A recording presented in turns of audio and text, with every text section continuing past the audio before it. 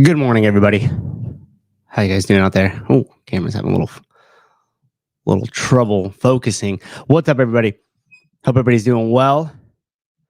Sevon and the gang are still out in Sacramento. He'll be driving home this morning. Colton will be driving down to the gym and hitting up the road qualifiers, which should be fun. Dude's a beast. Could you imagine competing that whole weekend in the sun like he did, knowing that I don't want to say the four hardest workouts still lie ahead, because the finale workout that they finished the weekend with looked really tough, especially in the sun. You guys probably heard me tell on the show last night, but I tried to live stream it again for you guys. And when I went back to double check to make sure the phone was still rolling, it was just completely blacked out. And it had said, like, they had little heat temperature symbol and stuff. And I grabbed the phone and I was like, holy shit, it was so hot that, like, I say burning my hand would be overstating it a little bit, but it was hot. I thought my phone was going to be jacked up for sure. I was like, uh-oh, this ain't good. The old 13 Pro Max. Just been an excuse to buy another one, probably. Good morning, Heidi. Corey, what's up, man? Morning. Did you guys see Hiller's video? Soft. Yeah, it's soft. iPhone 13 Pro is soft. Did you cook your phone? Yep, I sure did. But it's okay. It survived. It was slow for a little bit. And then after I charged it, like, you would hit a button or two and then, like, it would just be super lag. And I was like, oh, shit. Judy, good morning. Did you even sleep last night, Matt? Not really. By the time I left Sacramento, it's probably like 10:30, 10:40. But I only live about an hour and 40 minutes away from where we were. And I just kind of wanted to sleep in my own bed. It was so hot upstairs in that house that we were staying at. The AC was busted. So it legitimately was like 82 to like 85 degrees upstairs. And so I slept downstairs kind of on this couch / bed. Actually, if you guys look at the podcast studio, air quotes around studio, you could see behind Seb on the bed that I was sleeping on. So Sat to Livermore can be a lot longer. Yeah, you aren't kidding. Yeah, that could easily be a 2.5 hour drive because traffic, you hit in like multiple spots. But on Sunday night at 11 p.m., no traffic, just cruised. It was cool. Jeff Baker, what was the smell in the Airbnb? Must have been horrible. It probably would have to one of you guys. But, since we all arrived at the same time and then stayed together at the same time, it's one of those situations where you don't know that you smell like a dump because you work at the dump. So I'm not saying it didn't smell. I'm just saying I didn't smell it, most likely because I was already immune to it. The worst coverage / leaderboard of a large comp I've seen in many years. They didn't have any coverage. At one point, there was possible discussions of us helping them live stream it like we do at Crash and stuff like that. But I just think that in the location where it's at, to get some like solid internet and a cable out there where it would look good, I think would be quite a fleet. I don't know how hard that would be, but it seems like it would be a little bit difficult. But the venue was awesome. I mean, of course, it was just super hot, and you obviously can't control the weather, but that would be the only thing. Like, the only complaint anybody has is like, oh shit, it's just really hot. That's it. And that was one of the most well-ran, great events that I've been to in a while. It was just a lot of fun. It was a lot of fun for us because it was just such a different sorry, I'm like reading the comments. I got distracted. It's just such a different feel with like the local comp level. And because we were like, specifically for myself, it was just much easier than filming how I normally would have to film at like the games, because when we go to like semifinals or the games and we're covering competition across the whole thing, you have to be there before all the athletes get there so you could get them checking in and you could start to film all that and just be there and available to catch anything that happens. And then you have to leave basically when the last person leaves. and you're there the whole entire day. But since we were just following Tudor, Colton, and Taylor, we just would drive right before the event would start. So we don't have to get there about an hour or so before, just so they could check in and warm up. And then right when their event was over, we were like back in the car headed back. So it was very, I got to like come back home and do some work and like some other shit. So it was really low key in terms of like work volume. Typically I'm much like there's no way I would normally come home from one of these things and get up early and do a show and stuff like that. Cause I'm just absolutely dead. But this one was a lot of fun and a little bit more laid back in terms of effort on my part.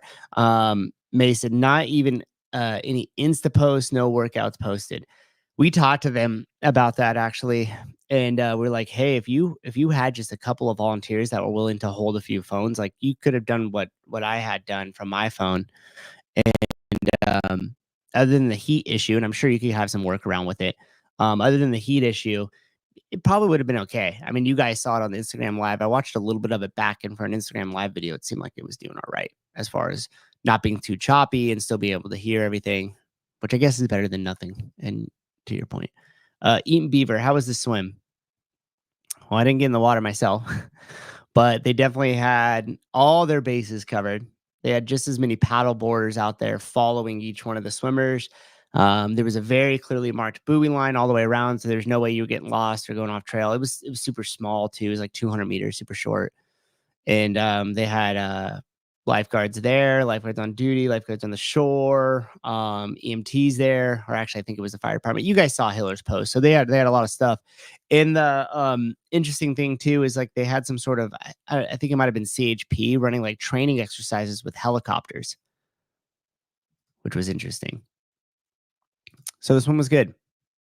It was shallow too. I don't. Oh well, I was gonna say I don't know if you guys saw it. You didn't see it. There's no footage, but like probably about 30 feet before the end of the swim, before those 200-meter ended, you could just like stand up in the water. And Taylor did. He like stood up, and everybody was still kind of swimming, and he just like trudged across and started to pull his buoy off and get his goggles off and take his swim cap off. And that way, he was able to literally jog in maybe the last like 20 meters or something like that. Was the water hot? No. It was it was good. Refreshing almost, if you will. Again, I didn't really go into like how they did though. Why did Waza cancel the swim, but the NorCal didn't? Because Wadapalooza is relying on all of those athletes that are, being very vocal on Instagram and stuff right now to come to their event. They use them as like the expedition. They're all on like different teams there and stuff. So in terms of Wadapalooza, I really think that they had to, um, you know, roll with whatever the athletes felt most comfortable with. And I think the easiest decision would just be to just cancel the swim. And theirs would have been an open water ocean swim. Definitely makes, put some different elements into it and stuff. And I don't blame them for not wanting to deal with it. NorCal isn't CrossFit sanctioned. Cassandra. Cassandra, your photo there looks like the stock one that comes when like you buy a picture frame at like Target or something. Like the default photo that comes in the picture frame. CrossFit made a announcement just after the games, I think, saying that they were holding off on sanctioning any events until further notice. Because can you imagine, like, you know, heaven forbid, but could you imagine some things like happens again in one of these sanctioned events and there's some sort of like injury or some sort of issue like right on top of each other like that? It just would be devastating for CrossFit and the brand. So it makes sense that they're holding off on them. It was a CrossFit sanctioned event until they decided to put the hold on it. I'll send you one. Thanks, Cassandra. I appreciate it. Oh, is that true, Sarah? NorCal dropped the sanctions so they could do the swim. Oh, okay. Okay. I thought it was because um CrossFit had put a hold on it, but maybe they lifted or something. I don't follow that as closely. I'm sure if you go over to the barbell spin, O'Brien spin, you'll have all that information. He is the fastest, most trusted news in the CrossFit space. Also, too, we got all the ads here. We got to go through Paper Street Coffee, CA Peptides, BIRTHFIT, We got a lot. You know what's funny is we get a lot of people writing us in about BIRTHFIT, like on DMs, or they'll DM Sevon about it and be like, "Hey, my wife got pregnant or I got pregnant," and I reached out to them just to get some information, and they fall in love with the people over at BIRTHFIT. And so, if you're soon to be expecting or planning on it, I suggest you head over there and hit them up. And then, of course, we have the exerciser. I think we sent a few of them out to some people that are going to do some demos. I don't know how you demo. And, well, I do know how you demo. I just don't know how you demo and put it online without it essentially becoming pornography. Um, anyhow, well, we sent out a few, so let's see what happens. And I think the beginning of next month, at the beginning of October, we will have somebody from the company coming on and talking about the product, how it was developed. It was originally developed in Europe, and I think they sold like 3 million of them or something over there. But remember, it's pelvic floor exercises. So like and subscribe to see the demo. I'll be demoing it over on my spicy links for $6.99 a month. Just head on over to the link in the bio. Sarah Cooper, yes, you're correct, Matt. Jaberford, NorCal did drop their sanctioned title, so they could. Okay, back and forth. I don't know. Who knows? Either way, they weren't sanctioned by a CrossFit event. It wasn't a sanctioned CrossFit event, and they still swam. Jeff Baker, do they return them after use? Could you imagine, like over at Best Buy, you get a one of the packages that have been opened? It's cheaper, but it's been opened. But don't worry, we washed it out. It's good to go. It's good to go. Matt Reynolds, Swedish made penis pumping larger. That's my bag, baby. Okay. That is what Tudor used after Tudor destroyed him on Kill Taylor. Yeah, refurbished. Get your Hey, you got to do what you got to do in a living. When you're balling on a budget, you know what I'm saying? When you're balling on a budget. Cross-functional fitness. Does anybody know if the PFAA have any demands about the conditions in athlete accommodation? Colton Shirley was a disadvantage with the heat and the smell of that house.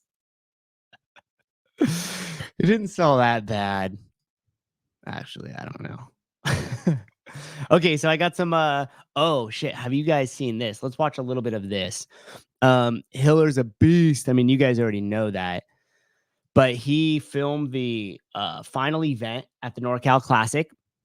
He put a camera on a tripod. I asked him to when I was like, "Hey, did your camera make it through the whole thing or did it overheat in the sun?" He's like, "No, I took one of the hats and I dipped it in the ice bucket, kind of dried it out, and then put it on top of my camera to keep it cool." And I was like, "Oh, fuck. That worked well." I couldn't have done that with the phone. It wouldn't have worked the same, but it kept his camera from overheating and he was able to fill the whole thing. Augustus, when you're hogging on a budget, damn right. That one sounds much cooler. Eaton Beaver, $4.99. This is for you, Susan. We appreciate you. Hey, thank you. Thanks. I appreciate you guys. Without you, we are no thing. So we're gonna play a little bit of it. But I got home last night, probably a little after midnight, maybe like 12:15. And Hiller had already had this video uploaded for like the last hour, and he left. I think his flight back home was around like 7 or 7:30, so the p.m. So that basically means he like uploaded this, did all of that, like probably partly on the airplane, partly at home, and then uploaded it right away. So how frustrated was Hiller with Taylor? No, I wouldn't. Not frustrated. I don't think they'd be frustrated.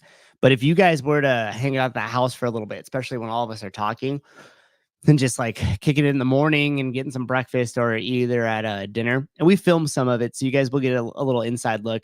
But holy shit, you guys think like we argue or yell a lot on the show. We were talking about it after last night's show finished, and we're like, it's pretty much the same. Like when the cameras turn on and all of us get talking, it's like it's really like that, for lack of better words, is that real? Like you guys get exactly what you see.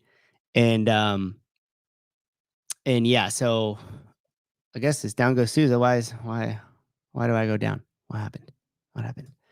Um And sometimes we get yelling at each other and we're like, you're a fucking idiot. It's like, it's the same way. And so people, I think when we bring up their comments or, um, people will get yelling at them, or somebody says it calls somebody else a name or something like that, or something happens. Uh, People get offended in the comment section. It's like, dude, that's exactly how we talk to each other at the house. It's in fact worse. So don't think that don't think that we're like hating on you, something like that. CrossFat, can we talk about Prevo's podium after the hospital trip? Yeah, I guess there was some sort of issue with like getting an IV. I don't know if that was considered like legal during competition or not. I was hearing some people were saying that you're not supposed to do that. That's against the rules. But I don't know. I don't know. Oh, stream got logged up for a few seconds. Oh, okay. No, it's all right on my end. You're cutting out for a couple of seconds on the video. Okay. Seems okay now. Hopefully it's okay now. All right. Let's get to watching some of what Hiller made for us here. This is where it starts. Colton Beast was able to finish the workout. The only competitor to finish the workout. And we'll check some of it out here. Are you ready to watch our top gentleman throw down? Judges almost ready? All right, our judges are ready. 10 seconds. Let's go, Colton! 3, 2, 1, go.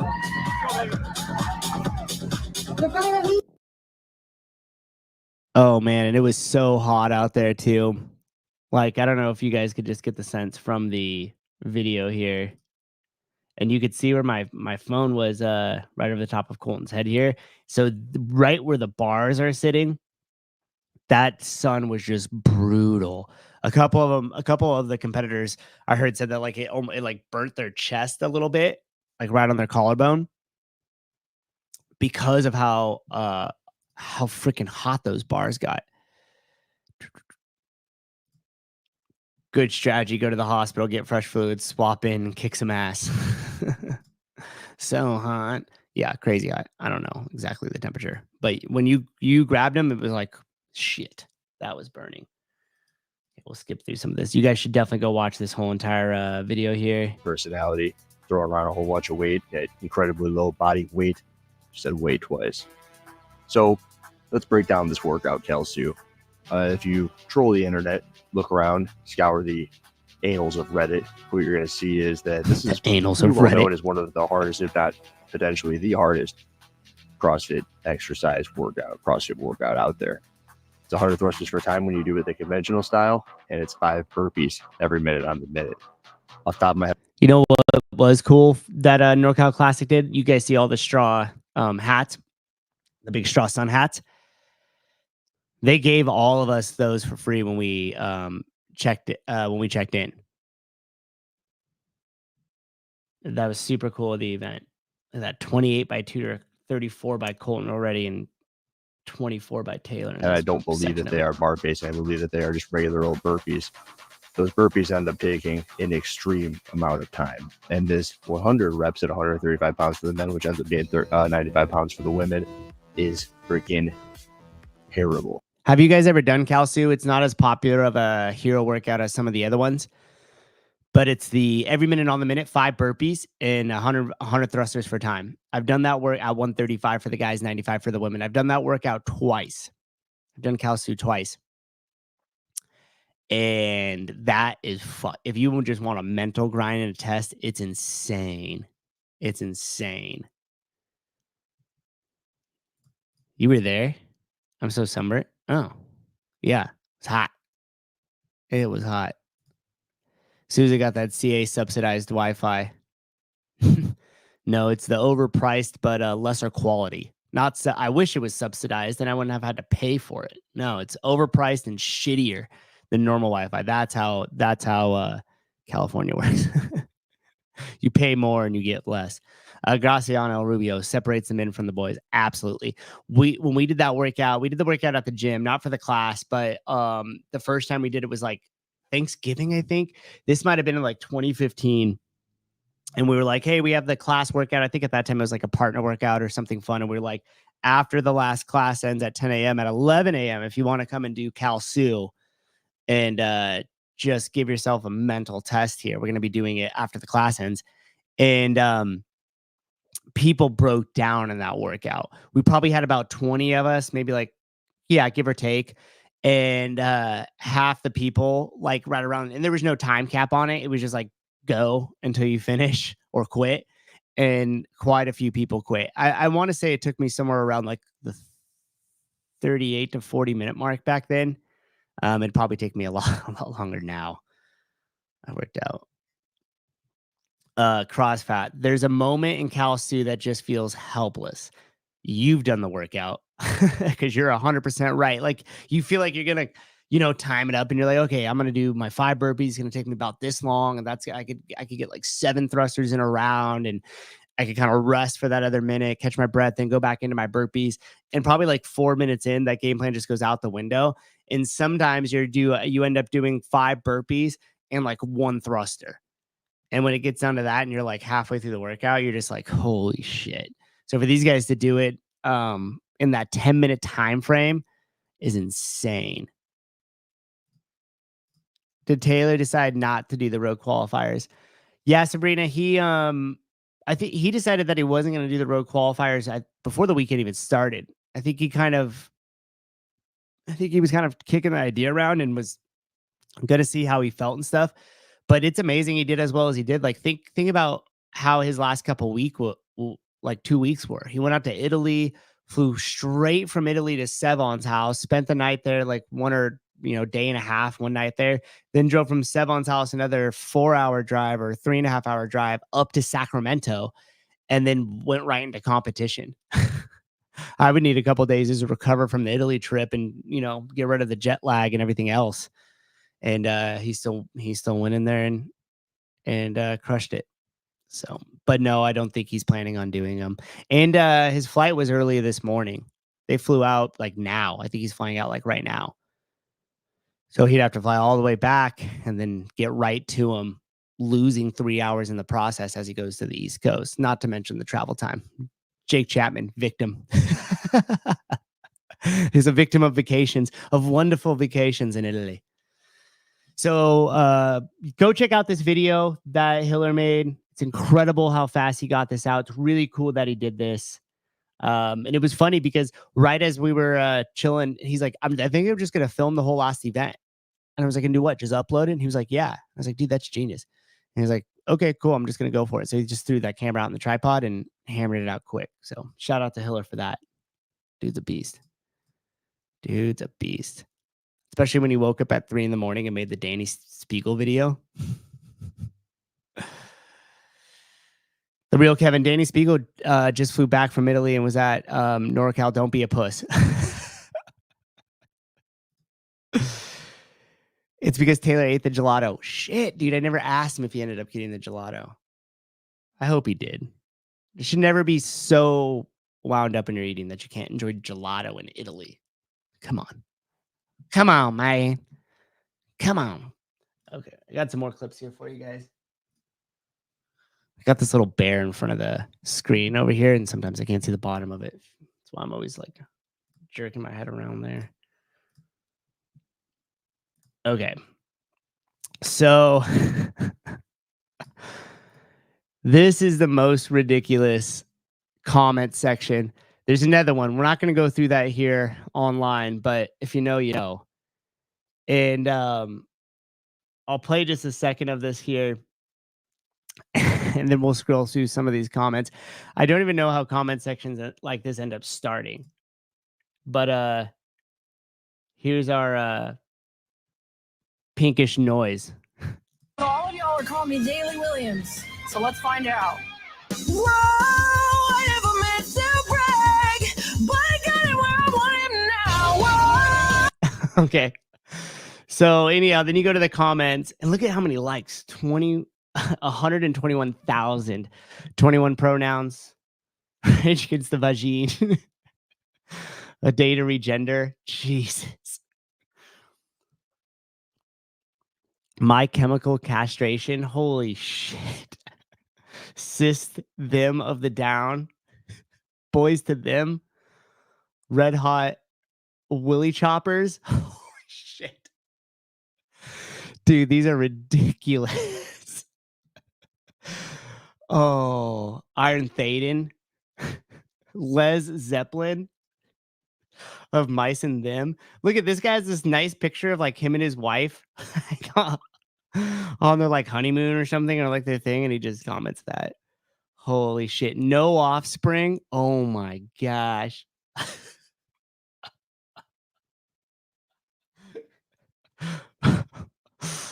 Oh, are they them? Credence Queerwater. Oh man. These are crazy. Pair noun. Oh shit. Lost my scroll. They see DC. Imagine genders. Guns and pronouns. Panic at the gender reveal. Oh man. A gay to remember. Transfer Aiden. Came running to this comment section. Yeah. Us too. Us too. Murder on the trans floor. Jeez. Blink LGBTQ. Holy shit. There's nothing even, Anthony, there's nothing even that bad about the video. I actually didn't think the her singing was that bad. It's just the comment section of these are crazy. Credence is from Souza's neck of the woods. Best part of the internet. There's another one on there that is insane. Insane. People are so creative. Yeah, they definitely are.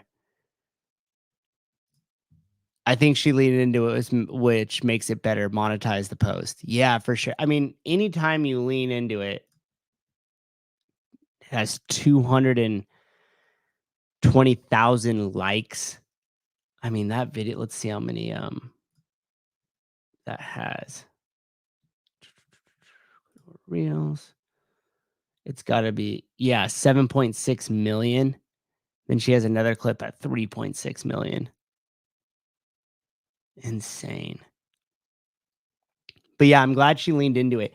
I found this popped up in my I gotta find it right here. How to win. Is this it?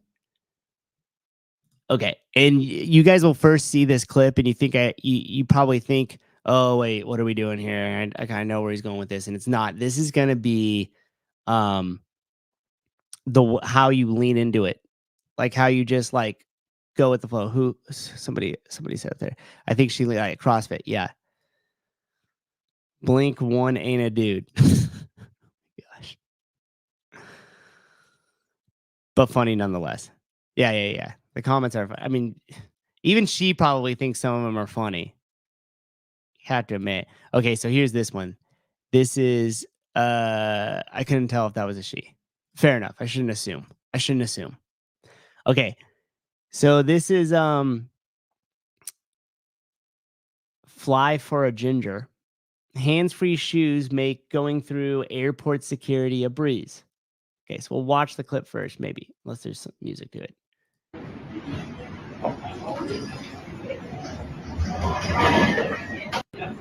Uno más.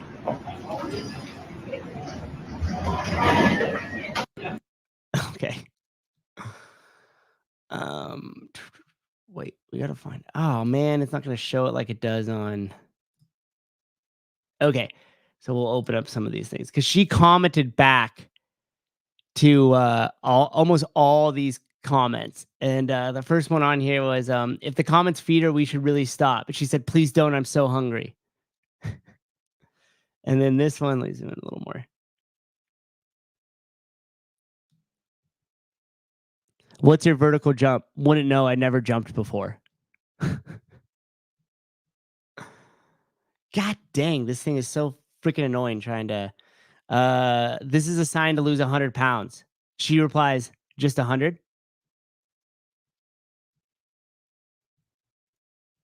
Dang. You figured I'd learn how to actually scroll on this thing. Criminy. I apologize. This was a lot easier on my phone when it showed her reply. How you taking them off? Holding down the heels. Okay, that was a serious one. Can't reach your own feet though. Those aren't feet, they're hooves.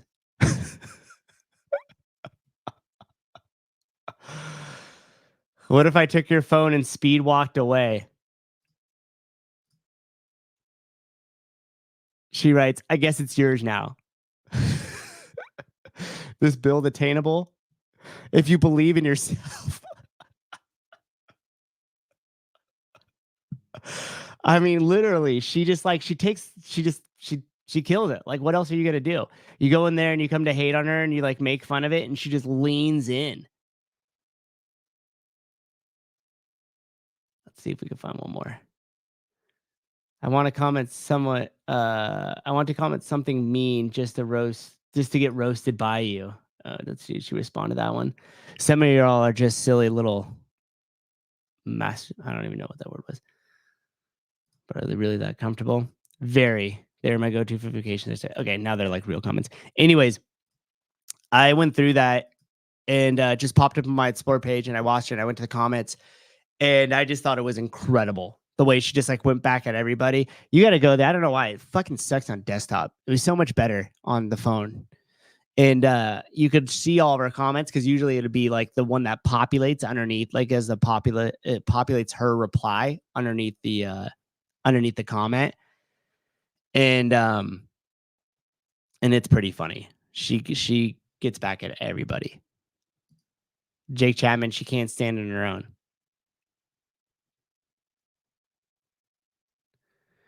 Yeah, you're probably right. Should do some burpees. Start practicing. Least funniest thing on the internet award goes to her. No, I gotta get in there. Some of the comments back to people were really good.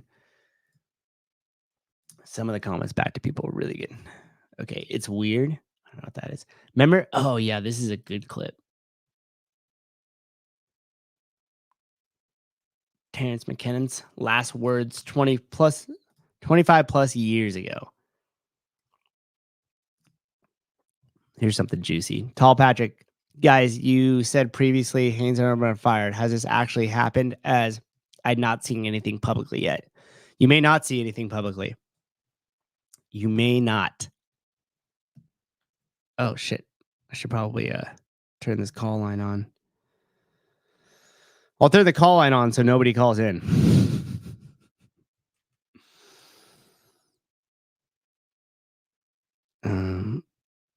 What the fuck? Oh, that's why. It's the wrong button.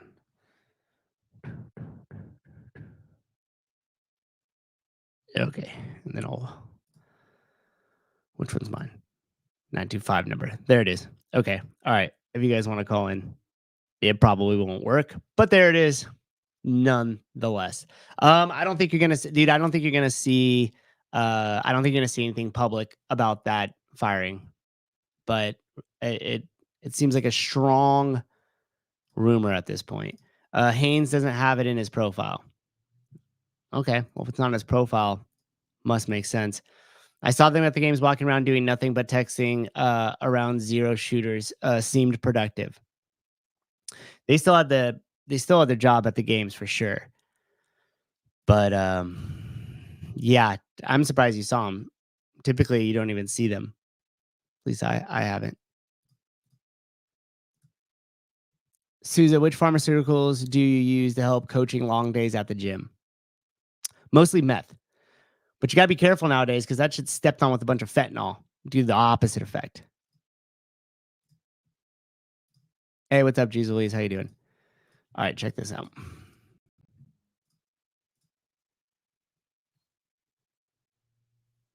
Going to get weirder and weirder and weirder, and finally it's going to be so weird that people are going to have to talk about how weird it is. I look for the invention of artificial life, the cloning of human beings, possible contact with extraterrestrials, possible human immortality, and at the same time, appalling acts of brutality, genocide, race baiting, homophobia, famine, starvation. The mushroom said to me once, it said, "This is what it's like when a species prepares to depart for the stars. You don't depart for the stars under calm and orderly conditions. It's a fire in a madhouse. And that's what we have, the fire in the madhouse at the end of time. This is what it's like when a species prepares to move on to the next dimension. That's kind of trippy, huh? The mushroom said to me. Weird. Typically, you just like dismiss shit like that. You're just like, okay, dude, you're probably on mushrooms right now. And then it always gets weird when like it turns out to be correct later. But I guess on like a long enough time horizon, you could pretty much kind of predict anything, and then it might in part come true. Robert, I used to smoke weed with this dude. Sounds like you'd have some good conversation for sure. Jake Chapman Mushrooms, talk to me. Yeah. Yeah. Oh my God. Souza gets high quality shit from Matthew. Yeah. How do you think he knew about the show? Told him when to call in. Yeah, that's kind of trippy, right? Yeah, those that Matthew grade pre-workout. Get fired up before that 5:30 a.m. class. If you guys are in the Livermore area and you want to come out October 19th, Graciano Rubio will be doing a seminar at the gym on October 19th out here at CFL. So if you guys want to come on out, join us there, please do so. October 19th. How many times did we hear Bullock predictions? Yeah, exactly. Like if you just shotgun out a bunch of predictions all the time and then you're like, oh, see, I got it right. And you're like, yeah, but what about the other 200 that you just kind of threw out there and it didn't really hit, huh?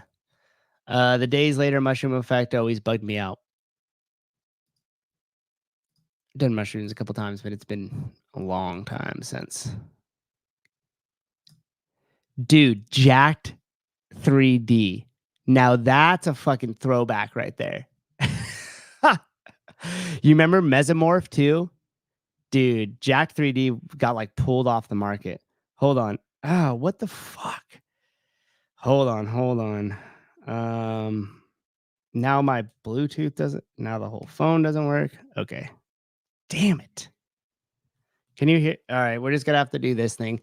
This is so frustrating. Now I know why you get so frustrated when that stupid roadcaster doesn't work. Hey, what's up?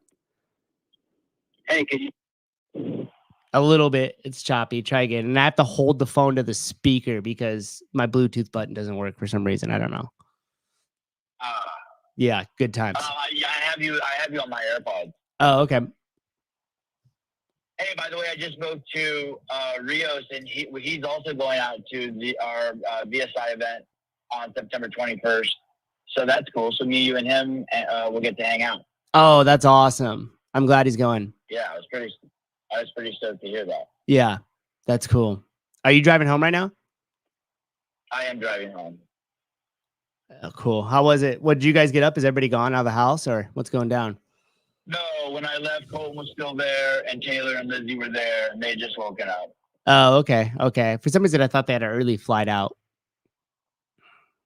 Hey, I just want to address the Haynes and Emily thing. Yep.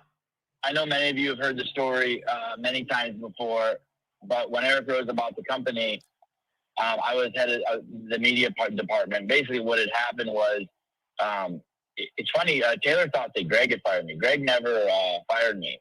When I was told to basically dismantle the media department, which I did, and that was really hard. They basically had all the people come in one by one, and I spent a whole day, 2 days, letting them go. Ugh. And then for 2 years, I basically just sat around with my thumb in my butt from 2018 to 2020 when we had a new CEO. And then Greg fired him.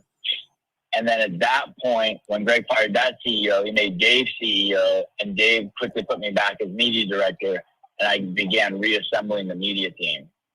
And one of the people on that team who actually wasn't fired, because a small handful of us survived, was Jonathan Haynes, who had still worked for me. And the CEO who made me fire the media team, at that time, he had a mistress. So he was married, and then there was this chick who was always with him who was married, and they were fucking. Like, everyone knew they were fucking, right? Ooh. And so then, and if it was alleged, well, I wouldn't say it, but they were. And they always got the same hotel rooms and all that shit, right? And he had spoke to me in confidence before he got the job at the CEO, telling me about the struggles of having a mistress. Anyway, so then, and at the time, by the way, I was pretty like open-minded. I was like, yeah, people will do whatever they'll do. But having people in leadership positions who are cheating on their spouses is bad. It's bad for the whole team. It causes that type of lying and that type of behavior causes destabilization. Yeah, it's deception at the highest level, and you guys actually now are part of it to a degree, right? Like if you know all that shit, and his wife comes in and he's like, "Oh yeah, everybody's like, oh fuck," like that. Yeah, that's terrible. And although it wasn't like this with my wife, but if I'm hanging out with a guy and a gal who are cheating on their spouses, and I'm doing weekly trips out of town with them, you know, the other spouses will start being like, "Well, are you doing that?" Of course. So it causes destabilization. It's just not good. No matter how open-minded you want to be and you want to tell people, hey, let people do what they want. But that's also why the president of the United States can't be cheating on his wife, right? Because then they can be blackmailed. Right. It causes all sorts of vulnerabilities in the system. Anyway, so we started having the meetings again. And when Rosa took over, then for 4 months, I was in all these media meetings. And I couldn't figure out why they weren't firing me. I was pretty much, I was the only person I knew at that time at HQ who was making content. So I went from being the media director of this team that had a fucking 100 people underneath me to then I'm like, fuck it, I better just start making content again like I did in the old days and add value. Because there was a guy named Andrew Weinstein who was head of PR at the time. And so he was he came with Rosa. And so he was the de facto media director. And then I would be in these meetings and there was never any direction. There was never any plan. There was nothing. It was just 4 months of just nothing. So there was these, 15 employees or whatever. And Andrew Weinstein would wrangle us together once a month and we would have a meeting, or once a week.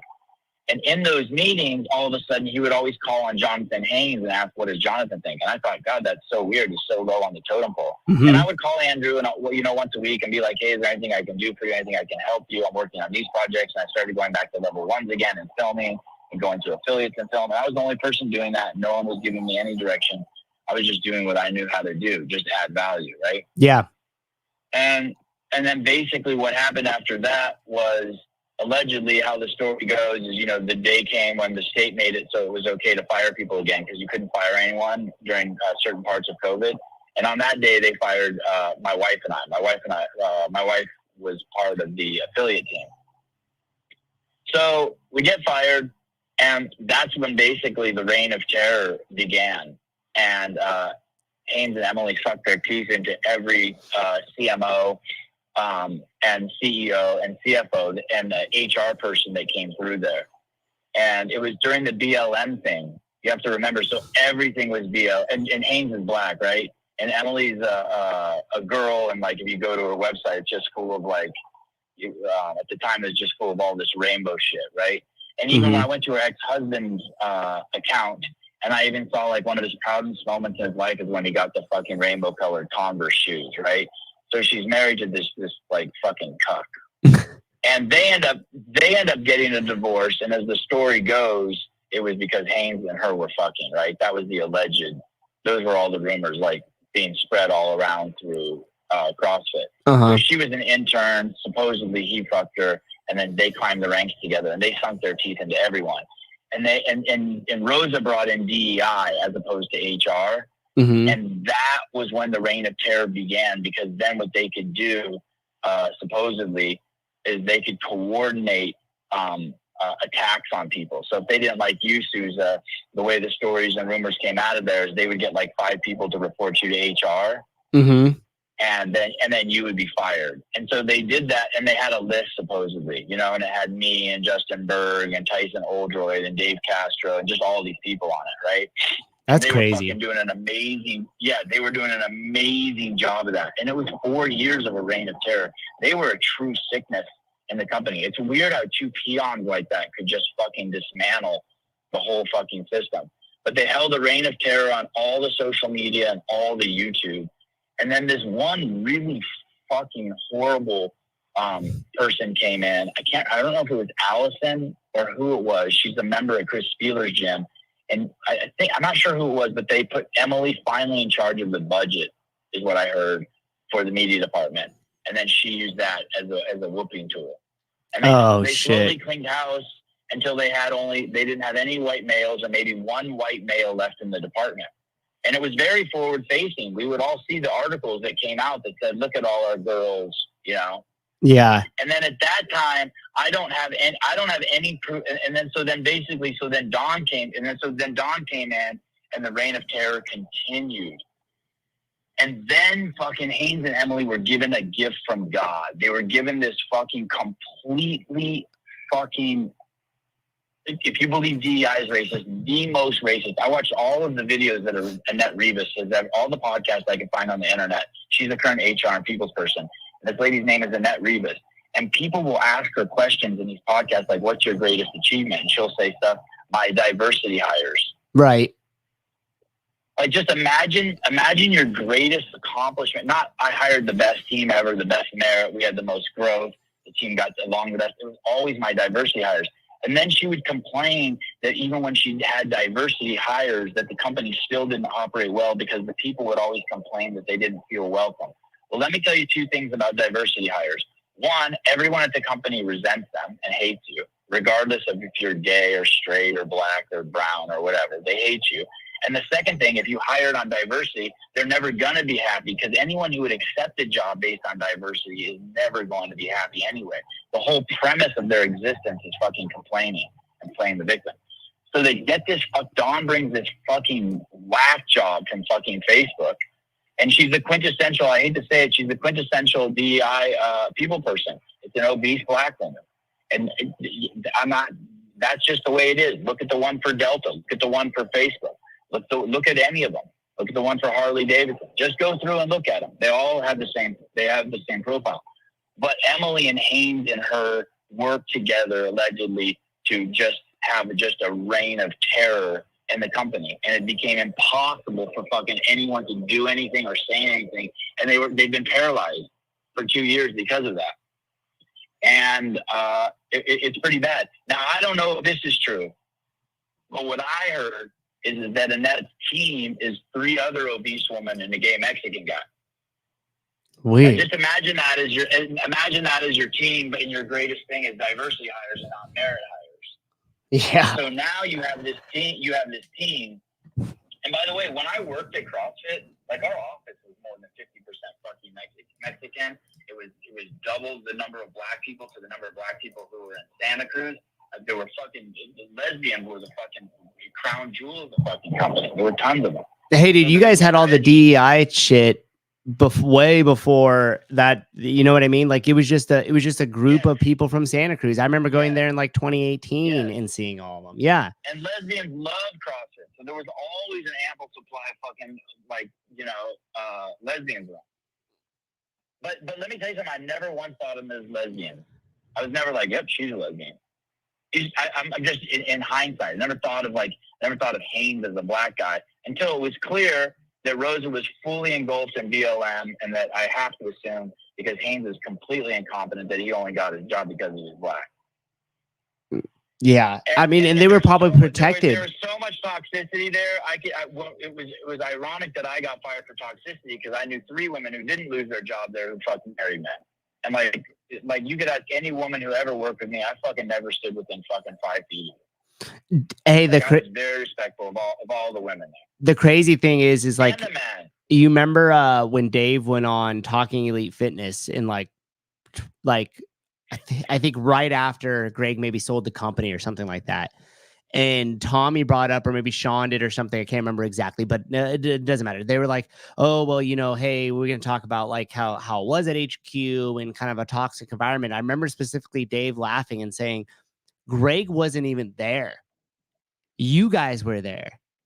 So to say it's a toxic environment that he somehow cultivated is completely false, because he wasn't in the office. And then Dave had even said, and I wasn't in there a lot of times either. And he was like, so, okay, then who is creating this toxic environment that you guys are working in? Yes. The And irony was fucking crazy, right? yes, and They if you go complain back out and the watch that, they get office. uncomfortable as It's the same shit. as the TFA shit. They're complaining and they're not doing anything. Yep.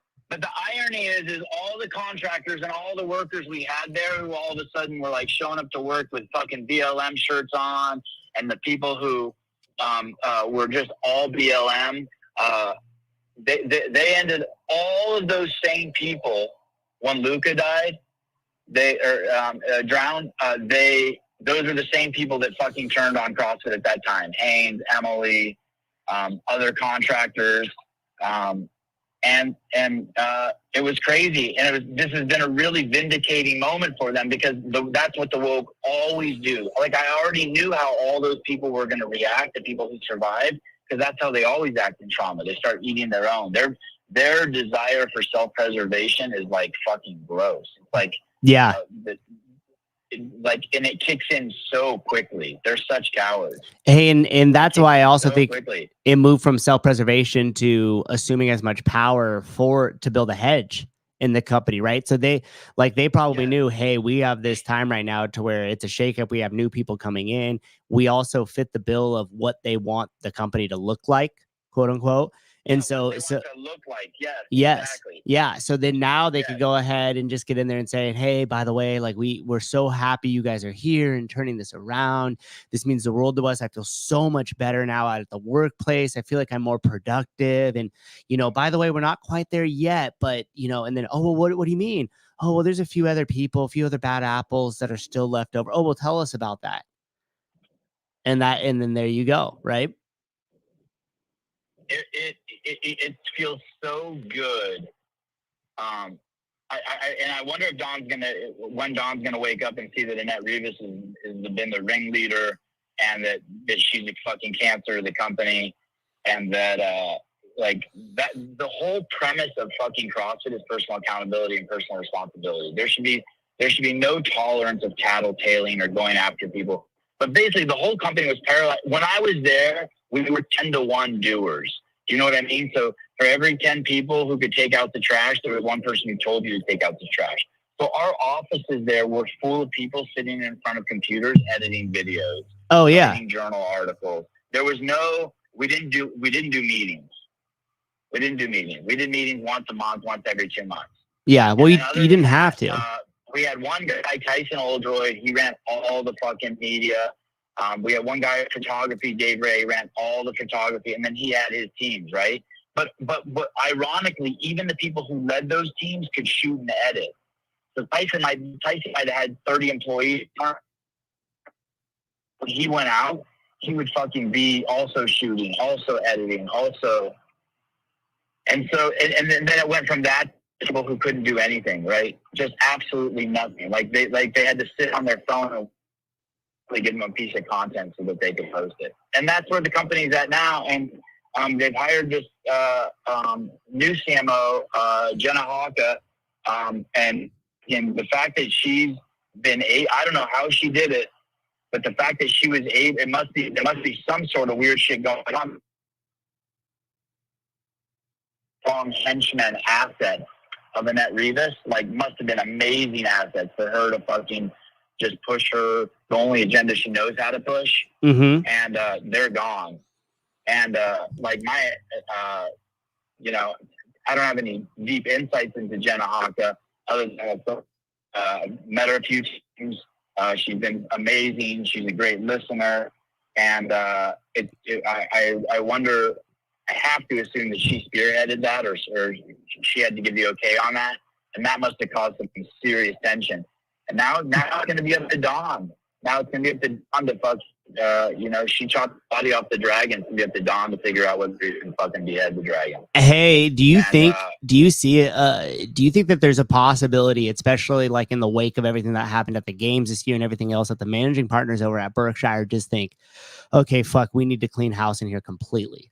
Meaning like almost everybody, unless they were hired within the last 4 months, just gets wiped off the board, including Dawn, because they're all connected, right, dude? Like so and so, like I get hired at the company, and then hey, we need a few more people, so then I hire you, and then we hire, like, the next thing you know, like a bunch of our team is in there because we all just kind of hire our friends. And I know that the managing partners over at Berkshire know that. So I wonder if there's just a clean house plan. I know you and I think completely opposite of this. I don't think the board is hands-on at all. I know you think the opposite, so I don't really have an answer to that. I think they're completely fucking hands-off. I think Dawn is completely in fucking control of the ship. Like I think Dawn hired Jenna. I think Dawn hired Annette. I don't like anyone. I don't think anyone has any. I think he's given it so much fucking autonomy. Really? Okay. So yeah, I really do. But I'm not like, if you told me no, I know different, I wouldn't be like, oh shit. Yeah, wouldn't surprise you, but you're just leaning in the direction that he has more autonomy than I think he has. Yeah, I think Dawn has a lot of trust with the board, and yeah, I think that it's all up to him. I think it's going to be really hard. I know that him and Annette are great friends. I've seen pictures of them, like at Thanksgiving dinners together and Christmas dinners together. And so their relationship must be really close. I know that Don said he's known her for 10 years. I know that she came from Facebook with him, right? I don't know if I think she took a little journey sideways. I think they were at Facebook together. I know a couple of executives at Facebook who warned me. They said, "Hey, dude, she's a complete fucking tyrant, a table banger, a yeller. If you give her any feedback, she immediately goes to the race card and says, "Oh, you're just not used to working with a strong black woman." Like that's always her go-to. Oh, like if you disagree with her, you get angry. Yes. Oh, geez. No, she gets angry. Let's say she gets angry, and you're like, "Hey, man, don't yell at me." She's like, "Oh, that's racist because you're not used to working with a strong black woman." I mean, it's just textbook shit. She has her race as her. Damn. We're losing you now. Lives under the guise of being helpful. In this one podcast, I heard her say something along the lines of we would do a survey with all our employees and ask, how are you doing on a scale of 1 to 5? And anyone who said a 3, they called them to see how they were doing. It's like, hey man, no one fucking wants you doing that. No good employee wants their boss calling them, doing a fucking mental health assessment on them. And let me tell you something, by the way. If any company ever sends you a mental health assessment, just put everything as a 5. Even if you're about to jump off a bridge and kill yourself. what the fuck are you doing? I mean, it's just overreach. It's insane. Hey, imagine being so disconnected to your team that you have to find a survey to know how they're doing. That's all that tells me is that there's a lack of communication, that there's a lack of teamwork, and that there's a lack of trust within the company. And I mean, they're all spread over the place, right? So it's all Zoom. But imagine having to send a thing out to us and be like, hey, Matt, I just want to send the survey over to you. I sent it to Caleb. I sent it to Will. I sent it to the other guy. You know what I mean? It's like you would have to be so far disconnected to not know what's going on to where you wouldn't have talked to us one day and been like, hey, dude, the last couple of times we talked, you seemed upset. What's going on here? You know what I mean? Yes. Hey, I don't remember if it was under Rosa or if it was under Dawn, but at some point there was rumors, and I'm pretty sure they're pretty substantiated, that CrossFit had spent like $300,000 or $500,000 with some company in New York City to tell them who they were. I mean, that is insane. You hire an outside entity. And we reported on that. Many times, and you have like that. I feel almost embarrassed, but at that point, like everyone should have de-affiliated. And on top of that too, like every single gym should have de-affiliated at that point, and then like, okay, we're gonna call ourselves OG Fit. Start a Reddit thread that the real CrossFit is now called OG Fit. I mean, it's like, it's wild. Hey, and you know what else is crazy about that statement? Like having to bring in like some company to identify, who you are or whatever the case is the fact that I think you'd be hard pressed to find another company in the world that has as much documentation on the path of how it grew than CrossFit. Like you could have just gone back to the journal. You could have watched a ton of stuff. Like it has such a timeline, a documented timeline, whether it's in written and video form or the combination of both, that if the executives really just just went in and was like, hey, we're gonna figure this out. We got to untangle this. Let's look back at the history. What made it successful? Where, how did that start? What were some of the key indicators of it growing here? What did they do? What did the media look like? And then start to just evolve from that by going back there and doing more of that, and then continuing to move forward from that point. If you're spending $500,000 on that, why wouldn't you spend $500,000 and send out 50 filmmakers?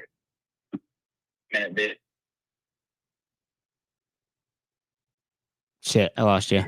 Oh, there you are. There you are. What'd you say? If you're gonna spend $500,000 on something like, oh, damn.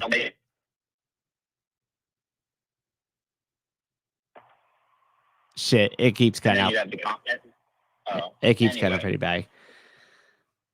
I'm crossing the Benicia Bridge right now. I'm in Martinez. Oh, okay. You're over the water. That makes sense. Yeah, it's clear. It's clear now. Basically, that money could have been used to send out filmmakers to make 10-minute videos, asking them who are you, and then you'd have fucking 50 pieces of content, and you find out who you are. Yeah, exactly.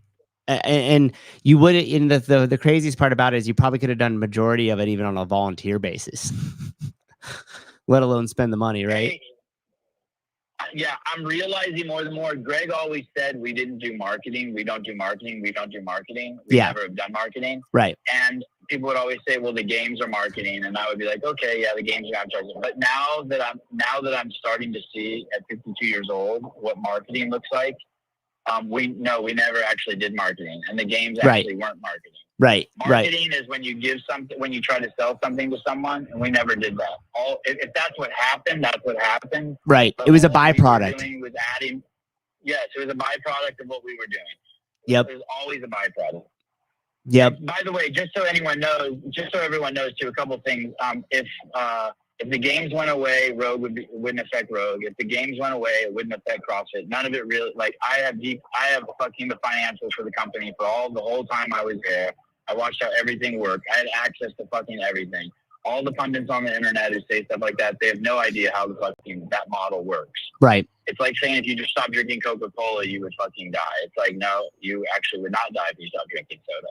You'd actually get better. And there's probably a little bit of a component to that too. That being said, I don't want the games to go away, but like I hope they do something brave and bold with it, and almost knock it back to the Stone Age or reinvent it. Especially after being at the NorCal Classic. The NorCal Classic was on a fucking lake of pristine water, and the water was warm, and anyone could have brought their fucking family there and just set up a fucking tent, and you could have made a whole weekend of being there with your family. Yeah. Hey, what do you think a place like that could get internet? Like if they were like, hey, Sevon, here we have a budget of X dollars and we want you to stream it. I mean, you could probably bring in a few. I'm sure there's solutions, right? I mean, for sure you could bring in the Starlink. The sky was so clear there. It was flat. You could for sure do a Starlink, and I think that there's this system out there now. I don't know the details of it. But what it does is it's basically like an antenna that you sign up to, like T-Mobile, Verizon, AT&T, all the big fucking cell phone companies, and it turns it into one giant fucking piece of bandwidth. Oh, so it doesn't matter which one you're pulling from; it just pulls from all of them. No, yeah, it pulls from all of them, and it shoots packets back and forth on all of them. And I think that's what journalists have been using when they go to war. That's why remember, I don't know if you remember, but the Gulf War, the footage was so shitty. Mm-hmm.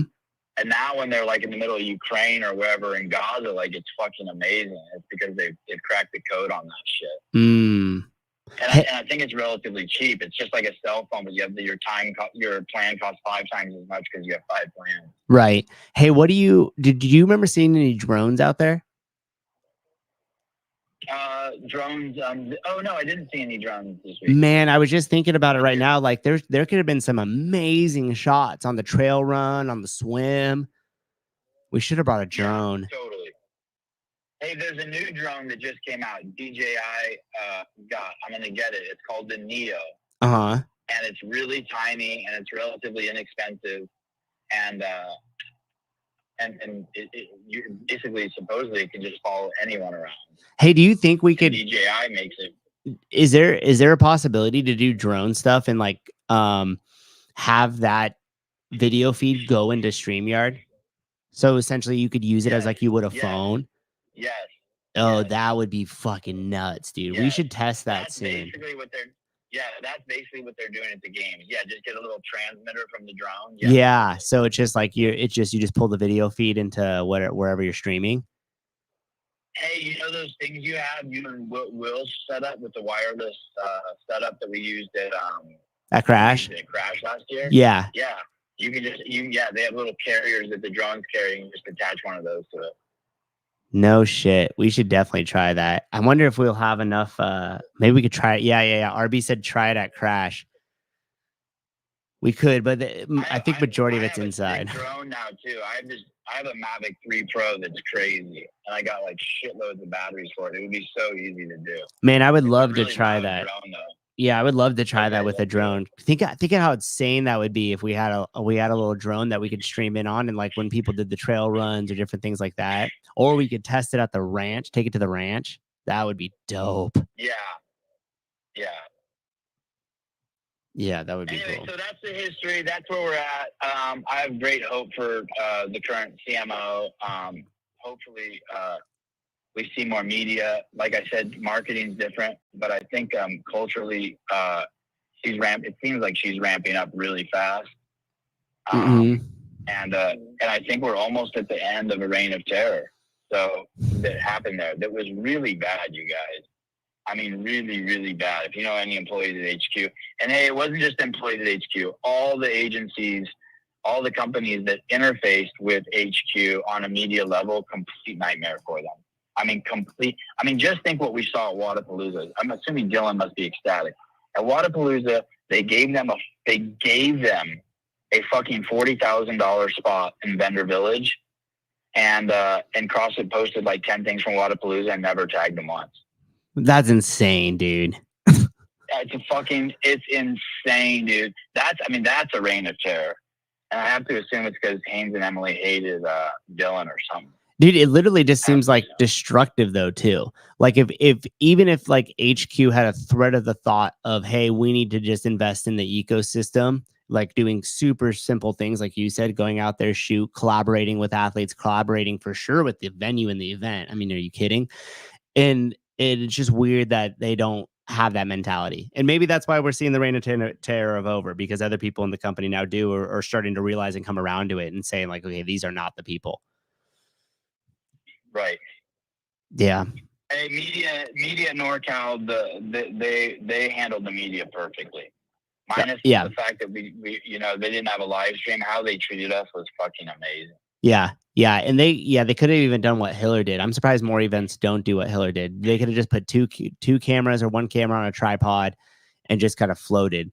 And you know that Hiller already put that video up? I don't know if you saw the beginning of the podcast, but last night when I got home like just after midnight, and Hiller had already uploaded the event final.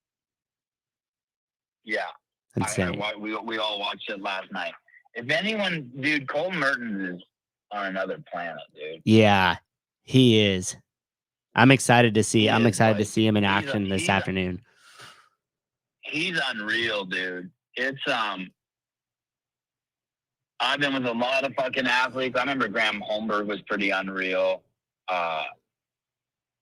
Nico is pretty fucking wild. Rich was wild. Just the volume of training. Colton's on a fucking other level, man. He's truly spectacular. No wonder what a bummer that we didn't get him at the games this year. Yeah. What a bummer. Truly. All right. Well, that's cool. all I got. I just wanted to chime in on the fact that like I have a lot of hope for Jenna right now. Like a lot of hope. So yeah, that's good. We all need it. All right. Safe drive. I'll call you later. Have a good day hanging out with Colton. Yep. All right. Talk to you later. All right. Bye. I saw a couple of you guys were like asking why Jenna Haka and saying, yada, yada, yada. why is someone liking her so much. And I could tell you from just because of the experience at the very first portion of the games. And so we had on Wednesday, there was, I mean, it was Thursday. I can't remember now. It was maybe Wednesday. And there was like the athlete check-in and they held a little press conference and stuff like that. And Jenna and Kenna put together a media kind of meet and greet happy hour to bring all the third party media into one space to just hang out, just make connections, just chat. And it was a super good strategy on Jenna's part, because it really did bring all the media together in one place. There was great conversation happening. I mean, even Will had said like, holy shit, like um I saw Souza bringing a drink over to to Craig Ritchie's wife and Lauren Cleo while Sevon was sitting on a couch hanging out with James Seeley, chatting it up. And it really was a good strategy. It was a good move on her part, just to bring everybody into the same room and just have a discussion. There was a if you guys are familiar with Scott Galloway, I think on Instagram he's like Professor G. He almost looks exactly like John Woolley. Like if you were to put Scott Galloway and John Woolley like next to each other, it's like they almost look like the same dude. But anyways, Scott Galloway was an NYC professor, and oh, cool. Colton just texted me. He's gonna be here a little after 10. And Scott Galloway used to be really critical of like CEOs and how companies were ran. I mean, that's what he ran. He was on the business side of like NYU. I don't know exactly what the name of the class was, but it was heavy on like business strategy and stuff like that. And he would write very critically of a lot of the CEOs and board members. And early on in his career, he remembered he was super excited because the CEO of some major company called him and was like, hey, we love your work. Come on down. We want to take you guys out to dinner. We're going to be in New York, yada, yada, yada, right?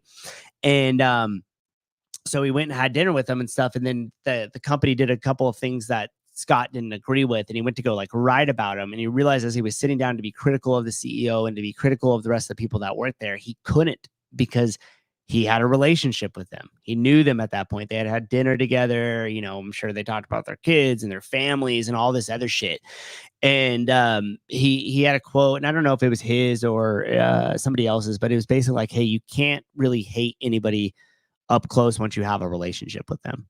So even if you dislike somebody or you don't agree with what they think or something like that, outside of them doing something crazy and harmful, right? Because I know a lot of you guys are like, oh, I could if they did whatever. No, not talking about that. Just like general things about being critical of people and their work or what they're doing.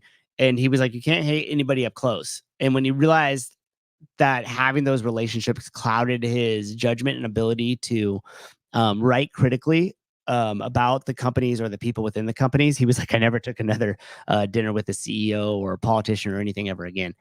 And that was the very similar thing that happened at the Wednesday's kind of happy hour. It's like when you bring everybody into the same room and have some discussions and kind of bury the hatchet maybe between a few people, like all of a sudden the synergy goes up. It's much easier for people to communicate and film and do everything we needed to do. And it obviously there was a major change of events with what happened after event 1, but I would have been really curious to see how that would have unfolded had we not have the terrible tragedy of Lazar, because obviously that changed the whole entire, everything, and probably will change everything permanently moving forward, depending on how the whole thing shakes out. But it just, I'm curious to think like, what would have been like had the games had gone on as they normally would with the media, third party media people. Haka needs to fire HQ's social media department. I think that's what we just talked about. I think that's what we did. Ken Talap, remember when Souza was hesitant to be on the show solo? Look at him now thriving. Thanks, dude. I appreciate that. I was talking to Savon too, because I always want to try to like prepare something. I don't know. I feel like if I'm gonna, especially for my show or whatever, like if I'm gonna go on here and like chat or do whatever, like I want you guys to be able to take something away from, have it be worth your time.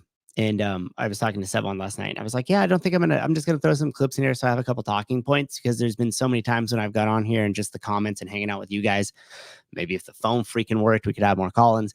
But once you get going and start, I just enjoy hanging out in your guys' contributions and comments and stuff, and it makes it a lot easier. Caller, hi, welcome to the show. Hey, Souza, how's it going? It's going great. Who are you? Who is this? Good. This is Ryan from Canada. Ryan. I just watched you guys all weekend. Great job. Hoping to see you guys if you guys are going down to the SoCal Wadapalooza down there. I'm going to be emceeing the community events when I'm down there. Oh, that's awesome. That's awesome. Yeah. I mean, originally we were all set to go, and then I don't know, things kind of changed, and then the Broken Science event that's happening on that same exact weekend, Greg just told someone like, hey, let's come out, let's do this, come hang with me. And that's what ended up changing. So but I do know there'll be a bunch of other people down there. It looks like the event's going to be sick. Pedro is going to be down there for sure. I think Chase Ingram's going to be announcing. So it's definitely going to be a dope event on Huntington Beach too. Man, that venue's probably going to be nice.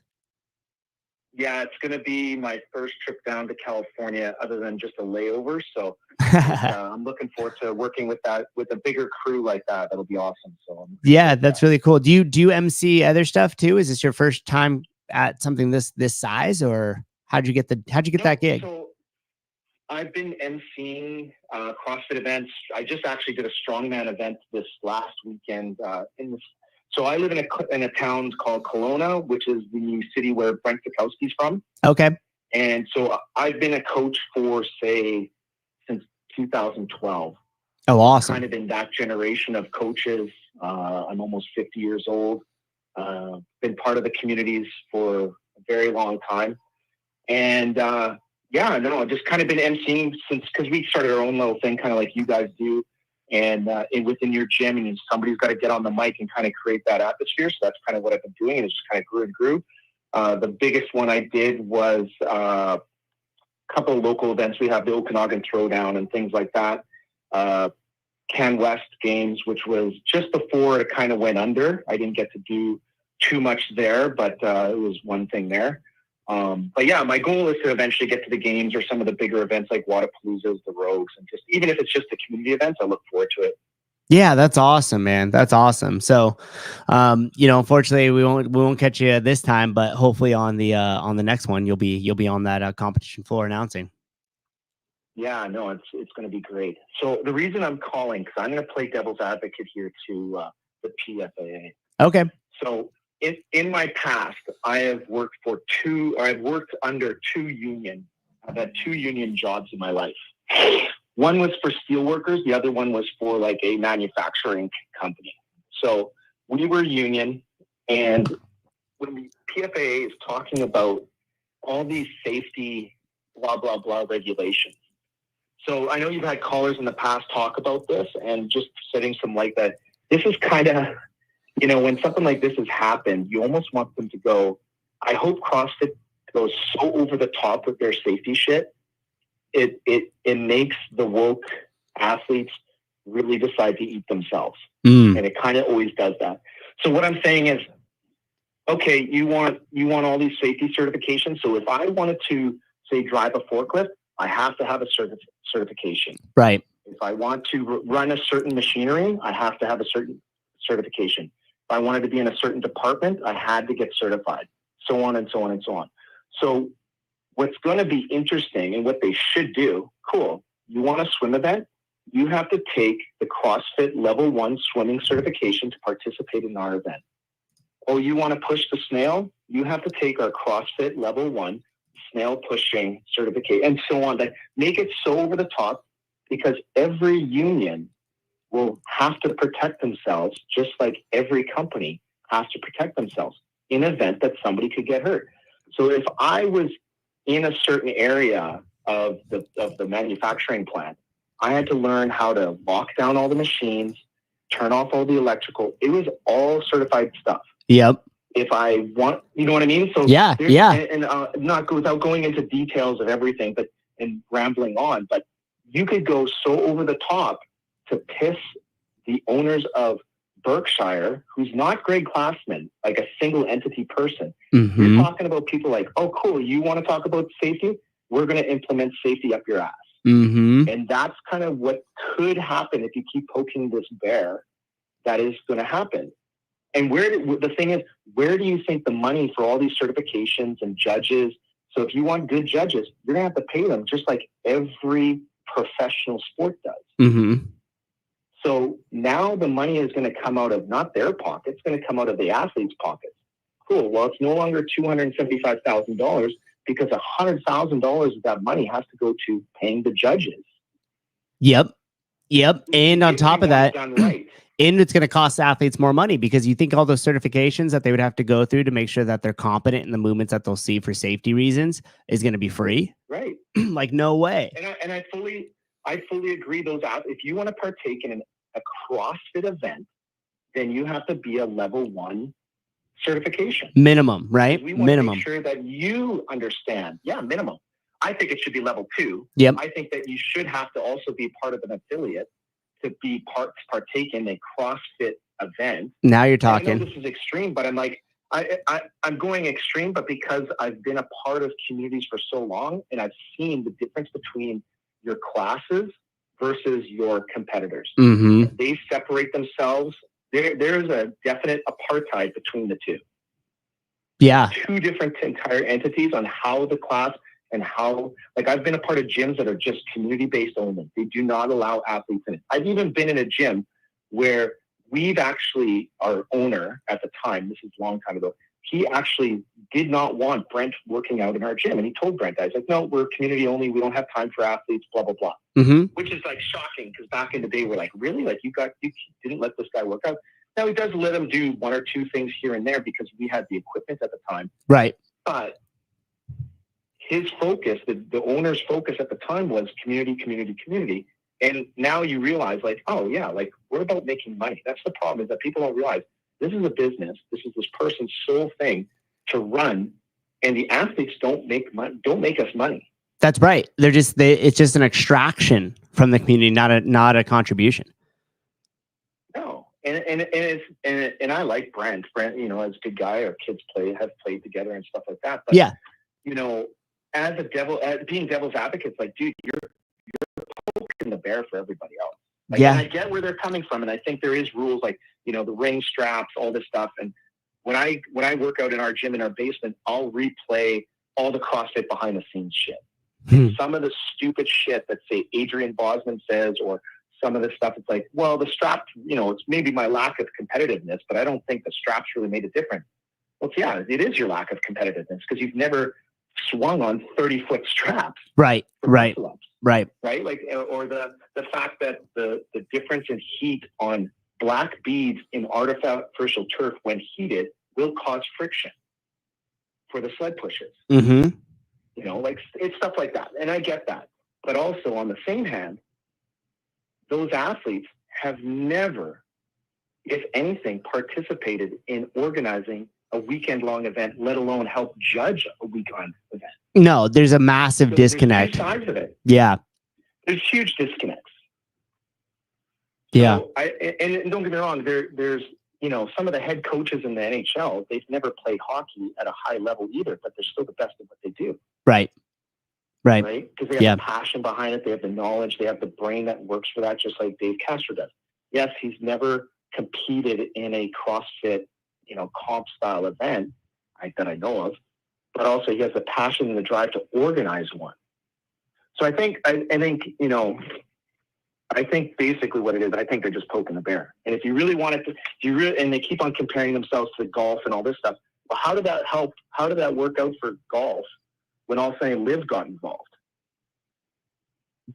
I don't know. Tell me, was it bad? You got no, not in a bad way, but golf was, what I've said that the PFAA and those guys should do is go to Dubai, talk to one of the guys that are worth trillions of dollars, start your own league. Maybe it starts off as a 5-stop tour around the world. Maybe it's only 2 days each, but with a good bank account behind you, and do kind of like what High Rocks has done. You know, and I'm just a version of that. I'm just saying, like, create your own league then and see Right. how that works out. Right. Yeah, they did. It's called Grid League, and it lost a lot of people a lot of money.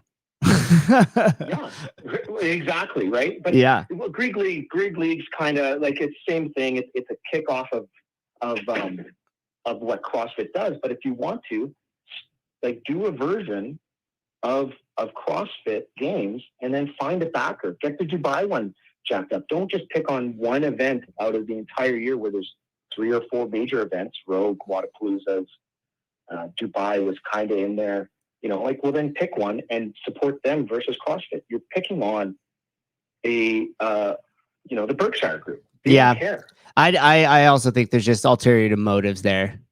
You know what I mean? Like, they're going after. I think so too. Yeah. I think they see an opportunity. There's some blood in the water, and it's just a time to pounce. Oh, for sure. Yeah. And it's all coming out because you see you go woke, you go broke, right? You're seeing that amongst everybody with whatever. And, you know, they're kind of, I think Noah kind of shot himself in the foot because some of the stuff that he's done is coming out, or, you know, that group of Behind the Games with what Hiller put out with what's his name's video. And, you know, you can just kind of tell. It's funny because unfortunately what it's doing, you're dividing everybody into almost Republican type athletes versus Democrat type athletes. Yeah, crazy how that happened, huh? Kind of mentioned that, and you're seeing it. Yeah, definitely. Yeah, split of ideologies for sure. For sure, dude. So, anyhow, yeah, man, thank you. So many times to you. Yeah, it's probably said to you guys so many times, but you guys are doing an awesome job. One thing I'd like to say to you guys, the way you guys covered the games while everything was going on was super professional. I think what it was good about is that you guys kept everybody in the loop, but also set that tone for the weekend of like, hey, this is what's going on, but we can keep moving forward. So you guys keep up the good work for that. And so thank you. I appreciate it. And thank you so much for calling and your the input there. Good conversation. Yep. All right, Ryan. Good luck at Wadapalooza, bro. Oh yeah, I mean, a lot to unpack there, but he's right. It's almost like, hey, okay, you guys think you know what you want here. Let's give it all to you, and then all of a sudden there's so much regulation, and they have to get certified for this or for that, or all of a sudden their briefings become super long, or just different things like that. I don't think I truly, as I'm thinking more and more about the PFA thing and the demands, and like, I just think there might be some sort of ulterior motive there, and they were smelling blood in the water and thought, hey, we could pull some of this power away. Was my thought.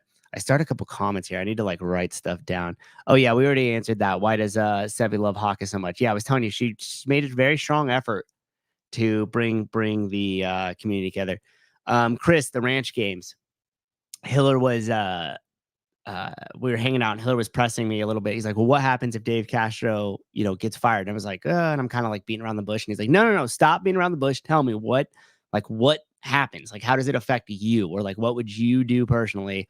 Like, if Dave and I started laughing and I go, well, obviously I would hit him up and be like, hey, dude, are you going to do a separate competition at the ranch? That's just like an invite only, an invitational, raise some money for some massive prize money and just do it out on the ranch. And Hiller starts laughing and he's like, okay. And I was like, man, that just seemed really, really selfish. It's like he gets fired and we're like, cool, let's figure out how to capitalize on this. But I think like when you look at the NorCal Classic and you're at that venue, all you see is groups of people repping whatever gym they're from. CrossFit wherever. Oh, what gym are you here with? Oh, cool. I'm with so-and-so from this. That is the community. The affiliates and the members that are doing CrossFit every single day in the affiliates is the community. And like how Ryan said there, like, hey, we don't do the competitive stuff at this gym, at the gym that he goes to. They told Brent he can't really do his workouts over here. And the reason why, and I think you hear us say it all the time, is like the affiliate is kind of a microcosm for everything else. Well, think about it in this way. If I allow or focus on competitors into my gym and I place them or value them higher than the normal members that are coming in, I will go out of business. And here's why. Majority of the competitors or the wannabe competitors or the aspiring competitors, let's call them, not wannabes, but aspiring competitors. They're typically much younger. They typically don't have a lot of disposable income. That's a nice way of saying they're broke. They typically have to work out a couple times a day. They typically need a lot of equipment that's expensive that majority of your members are never going to touch. And they consume a lot of the space in the gym. Whether that's because they have to do their own programming or they're extras or they're this or they're that.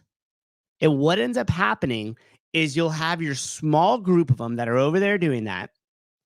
And the rest of the classes that are trying to show up to get their fitness in an hour, hang out with the friends, sweat a little bit, lift a little bit of weight, have a few high fives, and get back to their lives because they got fucking jobs and kids and responsibilities.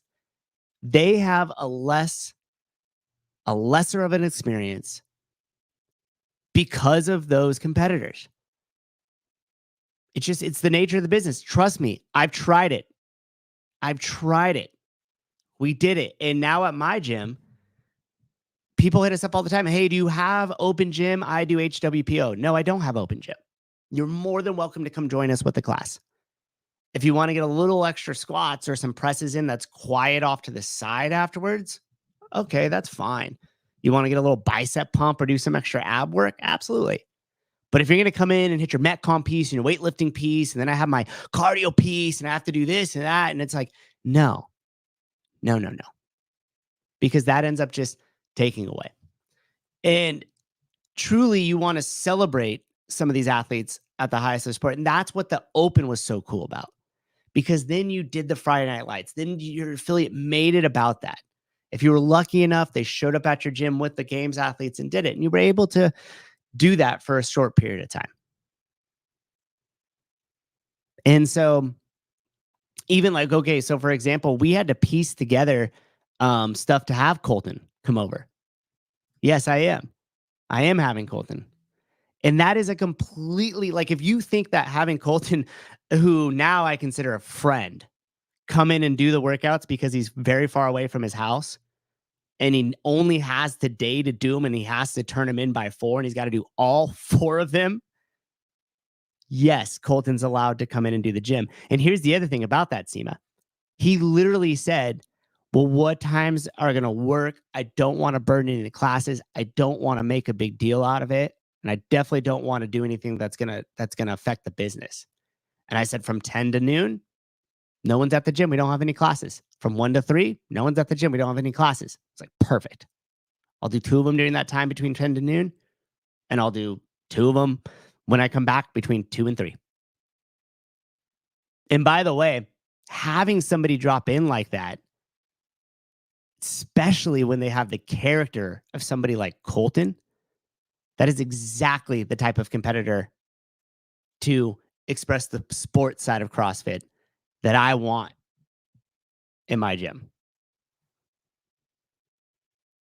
And so that's exactly the difference between having somebody come in and celebrating the fitness versus making it about the competitors that are there 24/7 in the corner of your gym. And here's the other thing about that too. We had to piece shit together. Colton went and picked up a 100-pound dumbbell and had to go bring it all the way to the gym. I went and picked up a 70-pound dumbbell. Actually, shout out to the CrossFit gym up the street. I went and picked up a 70-pound dumbbell that they loaned me. Shout out CrossFit 580 and DJ. He's like, yeah, we got one. I was like, dude, could I borrow it for the day? It's kind of a weird request. He's like, absolutely. Went and grabbed it this morning, and him and I actually had a discussion of something we're going to do next year, which is we're going to set up a downtown Livermore CrossFit Day, where the 2 of us gyms are going to get together, go down to this place called the Bankhead Theater in downtown Livermore and do a nice, set up some workouts. We'll get some other vendors that are in the health and fitness space out on the lawn there in front of the theater and rock it out. I also do have a couple of people that are aspiring to be competitors in local competitions or like to do a little bit more at the gym, but they contribute at a high level. And what I mean by that is they're the ones that show up before the events to help set stuff up. They break stuff down. They make sure they extra make sure that they are not in the way of the class, that they're respectful of the coaches. And so there's a fine balance. It's like a dichotomy that you got to kind of manage more so than just letting it lean all the way towards the competitors.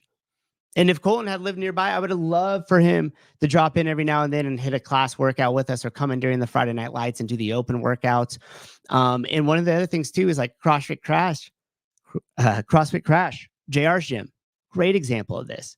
I mean, I've even seen times or heard him specifically say, guys, you have to, like, and he has a whole separate room. So it works really well for his gym. Not only is it huge, but like literally he has like a room that would probably be the size of most affiliates off to the side, where that's where he pushes everybody.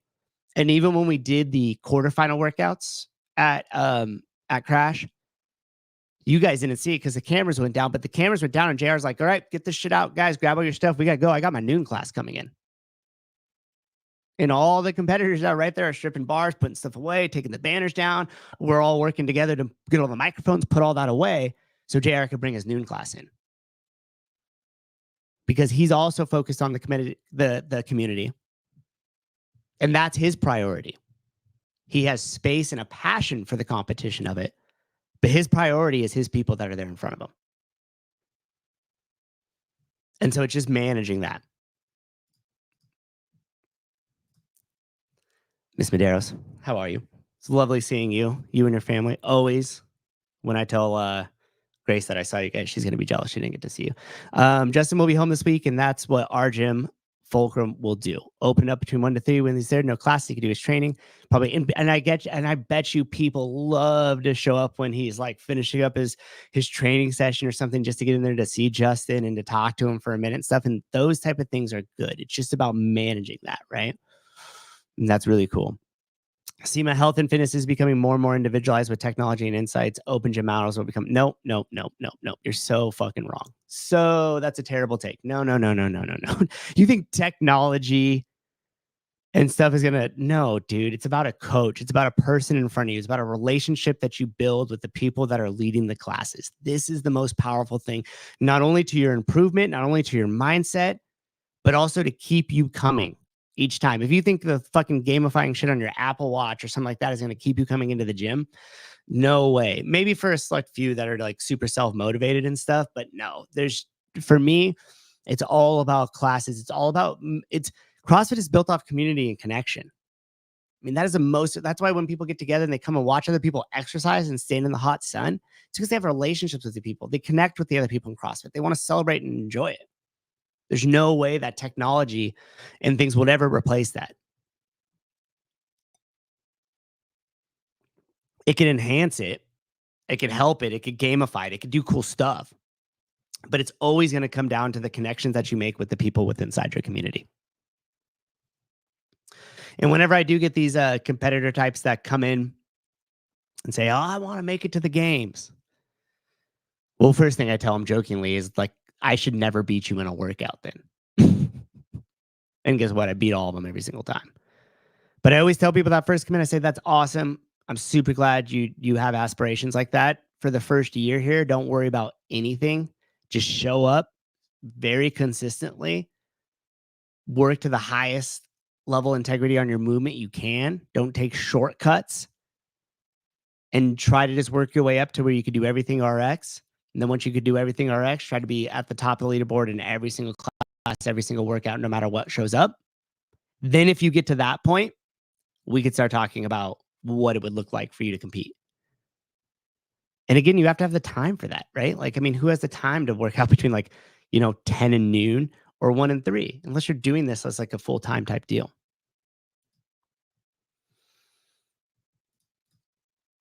Bodo, my 4th class today, and I couldn't even finish the workout. It happens. I mean, I get time capped on my own workouts. Sometimes I'll put stuff up and it's just like, well, wasn't my day. Whiteboard tracking has worked for forever. PR on a whiteboard and a bell is so much better than logging in apps. And we do exactly that. We have a PR bell and we have a whiteboard that sits right where everybody first comes into the gym, where they hang out when we do the whiteboard debriefing. And when you PR, we always tell everybody, all right, go put it on the board. And they get to ring the little bell. And some people are embarrassed about it, but it's always cool when you kind of like give them that gentle, forceful nudge to do it. and then the whole gym cheers whenever they hear the bell, and we all get to celebrate our wins together. Shit, that's really cool. It's really cool. Jeez Louise, I got time capped with the class workout. It happens, man. It happens. The other thing too, that I'll say about the people coming into the gym, and they're coming because they saw the CrossFit Games, they're aspiring to be a competitor and stuff like that. They have to have a really, in my opinion, slow entry level into that, because typically what I've seen over the years is people come in super gung-ho. They follow this program, they follow that program, and what ends up happening is they get these little overuse injuries, and then they kind of start to slow down, and they're not focusing on the recovery, they're not focusing on their nutrition as well as they should be, and next thing you know, they just burn themselves out. And then you start to hear them like, oh, CrossFit's just too much for me. I'm not, oh man, that shit was just, and it's like, no, dude, that was just you. Like, you decided to take it from 0 to 100. You could have spent 4 hours a week doing CrossFit. A week. 4 classes a week. You would be insanely fit, you'd be getting much more healthier, and you would enjoy it. Don't build yourself into this box of like, I gotta be the best and I gotta be a competitor. And if you start to get in there and you do the classes RX, and you start to be at the top of the quote unquote leaderboard inside of your gym, it's like, cool, then take that to a local competition. Have some fun with it. The games doesn't need to end all be all. And a lot of these competitors, especially the ones that have been around for a long time, we could use Justin Medeiros as an example. I mean, he's been competing and doing this for a long time. It's not like he showed up one day and was like, here I am. In fact, if you want to really go back and watch him when he just looked like a young lad, you could go back to some of those early regionals. He was competing at regionals. Wasn't even in the final heat. And so it's cool to be able to take that long shot out to the horizon, be passionate about it, but take the time to develop it correctly. You know what else too? It's like a lot of the people that come in and immediately want to be competitors, or, oh, I want to be the best, I gotta be at the top of the leaderboard. Typically, those are the ones too that start to skate the movement standard. Kind of blur the lines. Maybe they skip a rep or two, because I got to be first and stuff like that. And you're just rushing. You're just rushing it. Focus on virtuosity. Focus on mechanics. Focus on consistency. Then focus on pushing your own relative intensity. And really focus on your diet if you want to be a competitor. Now, which it's always funny too. Like, you're like, oh, which program are you doing? HPO, doing Proven, which we all know you got to do Sentinel. That's the only one that matters. But it's like you focus on all that, and people don't focus on the diet portion of it at all. At all. And that is the foundation of the pyramid of this thing, CrossFit.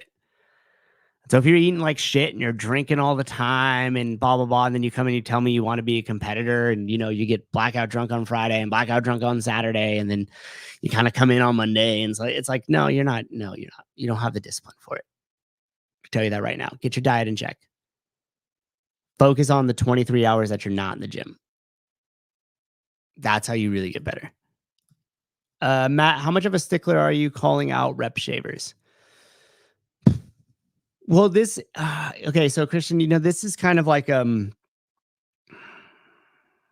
in-between thing, because number one, it's hard when I coach, if I have a class of, like, let's just say it's a smaller class of like 10, 12 people, I am moving around so much between the class and coaching and queuing. And this is I'm going to do a whole show on coaching tomorrow at 11. During my show, I have my stuff for it. So we're going to talk about coaching and the standards that we hold at CFL, and we'll break down each portion of the class together, and we'll talk about best practices and the way that I've seen and what's evolved over the years. But the problem with calling out the rep shavers is, unless I'm sitting there counting your reps, like, I don't know. Now, to your point, there are few people where you're just questioning like the timing. It's like, oh, you did 50 wall balls and you took it in 3 sets, but you still finished in, 1 minute. Like, then you're kind of like, that's probably not right. And so typically if I do see that or we know it's a fact or something like that, I'll have that conversation with somebody in private, just kind of as the class is finishing after they caught their breath. And it'll go something like this. Like, Christian, you were moving so quick on those wall balls. That was crazy. Great job. I'm not sure, but they looked a little quick. You might've been moving. Did you hit all 50 or, and you could kind of ask that way, or you could even just make note like, wow, you did those that last set of a wall balls really fast, or, and you could kind of like open it up that way and then have the conversation. But to me, they're also just cheating themselves. And you're moving quickly and shaving reps and shit to be the first one done in the class. Like, just tell yourself you're the winner anyways and just do the workout correctly. But yeah, that's always it's always a tough one. But I try to have the conversation with them in private, if you do know that it's going down. The opens will clear that up yearly. Hopefully. It depends. You get that one rep shaver that everybody kind of like, is always a little like weary of because they finish the workout so fast. And then all of a sudden they bring their like boyfriend or girlfriend in to judge them. And you're like, oh shit, here we go. Then I have to go over there and have a conversation with them. I like to make a smarky remark and let them know people notice them cheating and move on. Yeah. The best way to do that is just like on that one-on-one basis, though, Augustus. I mean, that's probably what you're referring to here. Because when you do that on a one-on-one and there's nobody to like impress or nothing happening, they're kind of just like, oh. And tends to work a lot better that way. All right, gang. Colton will be at the gym shortly here. He just shot me a text. I'm going to get some breakfast and then head there myself. Thanks, guys, for hanging out. That was fun. Had a good time. Good calls. Thanks to Sevon and Ryan for calling in. We, who knows? Sevon will probably get home and get an itch to do a show tonight. Maybe we'll check in with Colton after the qualifiers. I'm not going to, I'll get some photos of it and I'll film a little bit of it and stuff like that, but I won't stream any of it. He's got, he's in a competition, man. I don't care if someone cheats. That's on them. Yeah, that's true too. It's just like, is the juice worth the squeeze? The only real time that I've actually broken and had those conversations is when it started just like the noise from everybody else and stuff was one of those situations where you kind of had to say like something because it was just spilling outside of just that one person cheating. But yeah, it's like, you're right. It's just on them. Holy shit. David, thank you. That's very nice of you. David also said something nice in another video, the one we filmed at the gym. And I was like, wow, feels like a win. But yeah, so Savon might be coming back on. If not, we'll be back tomorrow. I'll be back with you guys at 11 a.m. We'll talk a little bit about some coaching. Savon will most likely do a show in the morning prior to that. And I'll catch you guys next time. Thanks for hanging. Be good to each other out there. Adios.